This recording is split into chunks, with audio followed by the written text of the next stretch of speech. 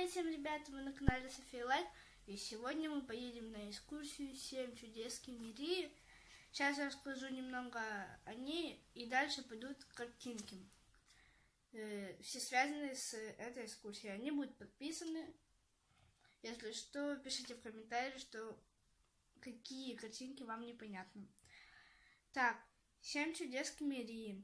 Мы будем посещать, она длится 10 часов.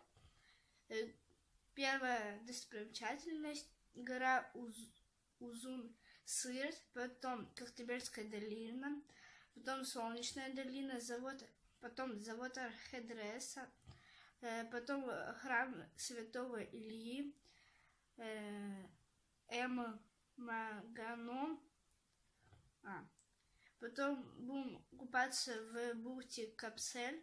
Я не знаю, может, сниму. Так, дальше у нас идет Судакская крепость. Я не буду ее снимать, потому что у меня есть уже фотографии «Новый свет».